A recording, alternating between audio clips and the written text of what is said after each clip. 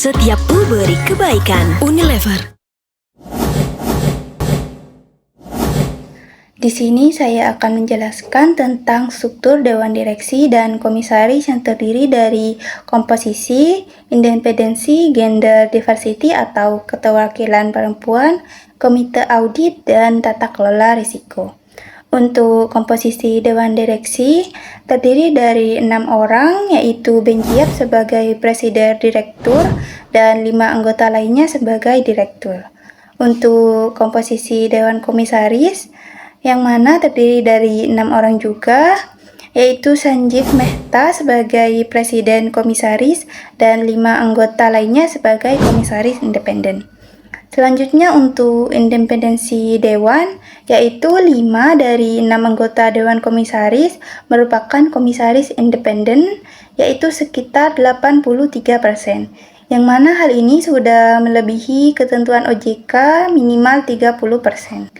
Untuk keterwakilan perempuan di dalam laporan perusahaan sudah disebutkan di tingkat direksi ataupun komisaris terdapat 2 orang perempuan dari 6 anggota dewan.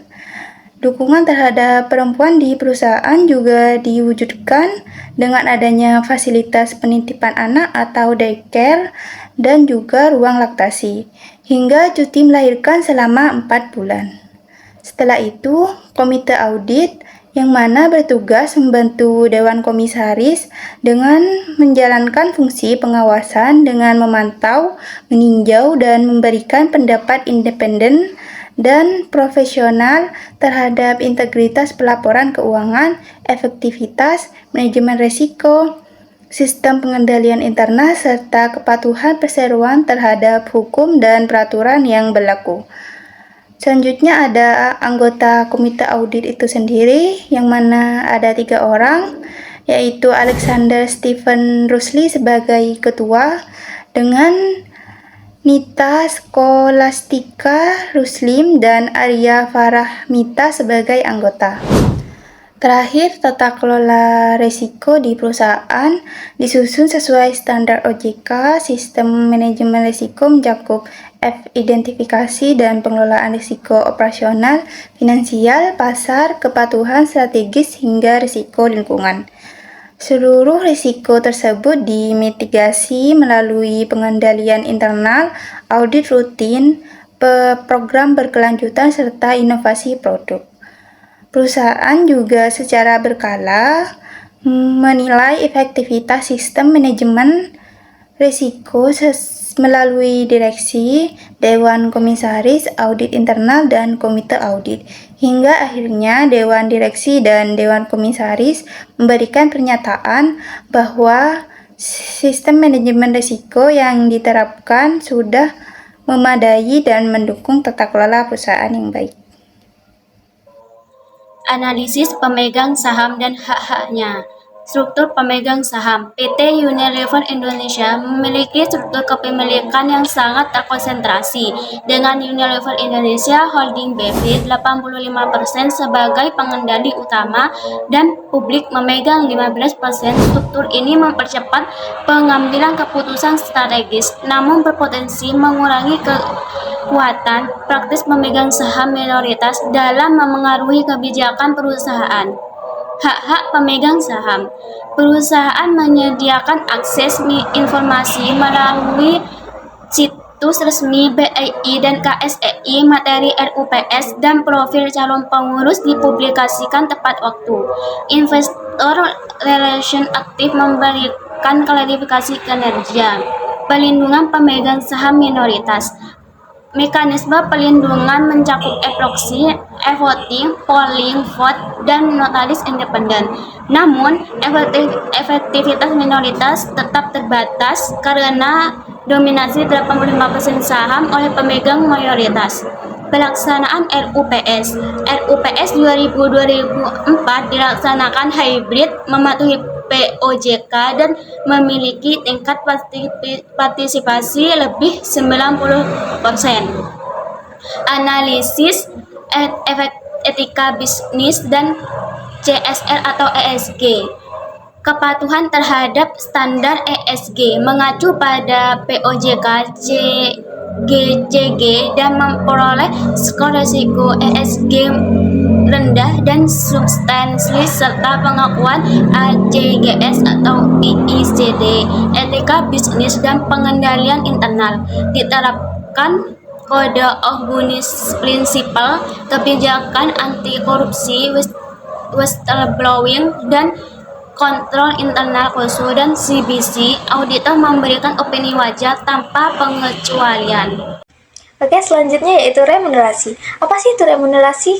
Remunerasi ini merupakan seluruh kompensasi atau imbalan yang diterima oleh direksi dan juga dewan komisaris.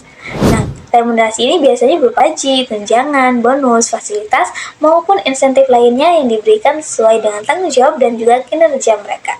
Di PT Unilever Indonesia ini, penetapan remunerasi dilakukan secara transparan, berstruktur, dan juga diawasi oleh beberapa organ perusahaan, sehingga penetapannya itu tidak dilakukan oleh sebelah pihak saja. Nah, prosesnya itu dimulai dari komite nominasi dan juga remunerasi, yaitu komite di bawah Dewan Komisaris yang bertugas meninjau struktur, jumlah, serta kelayakan remunerasi bagi direksi dan juga Dewan Komisaris. Dalam annual report, PT Unilever menjelaskan bahwa komite ini memastikan remunerasi itu diberikan secara objektif, transparan, dan juga berdasarkan kinerja mereka. Jadi, setiap usulan kompensasi harus melewati proses evaluasi yang profesional. Setelah komite memberikan rekomendasi, proses pengawasan diperkuat oleh komite audit yang seluruh anggotanya merupakan komisaris independen. Nah, komite audit ini berperan memastikan bahwa prosedur remunerasi ini mengikuti prinsip tata kelola yang adil dan juga tidak ada konflik kepentingan. Nah, hasil evaluasi dibawa ke Rapat Umum Pemegang Saham atau RUPS untuk dimintakan persetujuan para pemegang saham. Nah, dari alur ini, PT Unilever menunjukkan bahwa penetapan remunerasinya itu dilakukan secara objektif, transparan, dan juga mengikuti prinsip good corporate governance. Kemudian pada aspek transparansi dan juga pelaporan, PT Unilever Indonesia menunjukkan kualitas pengungkapan yang sangat kuat. Mengapa demikian? Pada ikhtisar tata kelola perusahaan ini mencantumkan hasil asesmen ACGS. Apa sih asesmen ACGS itu? ACGS ini merupakan singkatan dari ASEAN Corporate Governance Scorecard yang merupakan instrumen yang dikembangkan oleh ASEAN Capital Market Forum berdasarkan prinsip-prinsip tata kelola dari Organization for Economic Cooperation and Development. Penerapan parameter ACGS ini dapat mendorong penerapan GCG di perseroan agar sesuai standar perusahaan terbuka di ASEAN. Nah, PT Unilever ini memperoleh skor 107,06 yang merupakan masuk dalam kategori leadership. Ini menunjukkan bahwa kualitas pelaporan dan keterbukaan informasi pada level tinggi. Kualitas pengungkapan dalam laporan tahunan PT Unilever ini termasuk perusahaan yang mengungkapkan laporannya itu dengan sangat lengkap. Ini terlihat dari struktur tata kelola yang dijelaskan secara detail mulai dari RUPS, Dewan Komisaris, Direksi, komite audit, hingga komite nominasi dan remunerasi. Kemudian pengungkapan informasi, mulai dari remunerasi, independensi dewan, evaluasi kinerja, hingga mekanisme pengambilan keputusan, semua ditampilkan secara terbuka di bagian governance. Setiap proses governance seperti RUPS, struktur komite, kemudian kehadiran rapat, hingga profil masing-masing anggota dewan juga dipublikasikan secara jelas. Hal ini menunjukkan kualitas pelaporan yang tinggi dan juga kepatuhan PT Unilever ini terhadap standar Good Corporate Governance atau GCG.